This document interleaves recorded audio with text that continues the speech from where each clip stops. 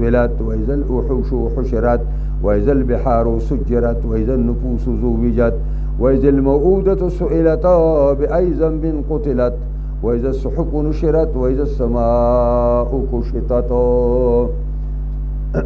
دا سورة تکویر شروع کوورت مجهول صیغه پہلا د دین تکویر مصدر را واگستیش او دا بطوری نوم دی صورت تکی خودش او دا مشران یو خبره کړی دا چې سوره تکویر او انفطار او انشقاق دا درې وانه سره روان دي. دا داسې صورتونه دي چې چاړه سخت شو د دین په لحاظ سره او دنیا ته توجه زیاته شوه. دا درې صورتونه تلاوت کوي الله تعالی به دړ کې نرمي راولي او اسلام او عبادت سره به شوق پیدا شي. بسم الله الرحمن الرحیم. اذا الشمس کورت کلا چې قرا د ځمکه د انوار راټول کړی شي. تکویر اصل کې راټولو ته وایي ماخوذ من کور العمامه لکه پټکې چې سړی ولته وایي. وإذا النجوم انكدرت وخا چې ستوري بنور شي او راولویږي. وإذا الجبال سيرت کلا چې غرونه روان کړی شي. وإذا العشار عطلت وکې چې د لسو میاشتو اوښه اسې پاتې شي.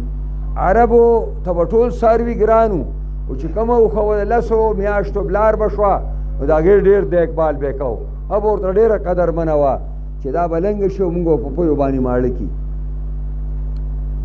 او اذا الوحوش حشرت هغه وخت کې ځنګلي زناور را جمع کړی شي څه خلکو ته.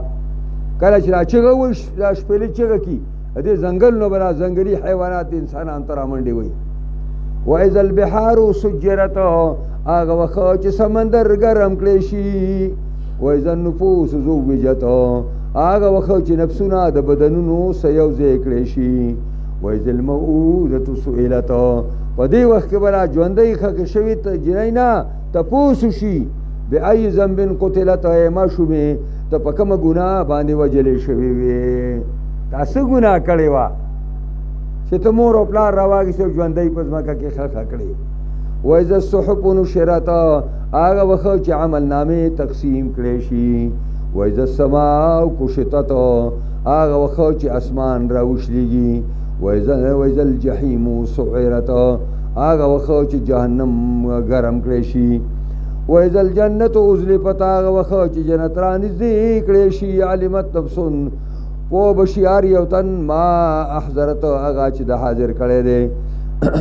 فلا اقسم بالخنس قسم نه خورمه په هغه غونچه کې ستوري باندې الجوار الکنس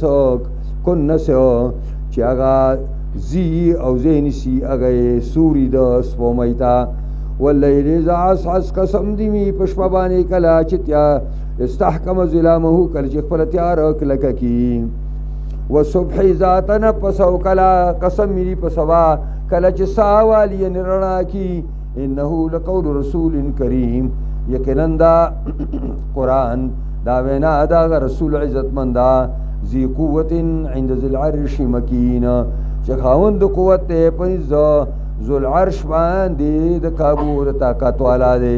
مطاع خبرې منلی کېږي ثم امین پس د هغې نه امانتدار دی.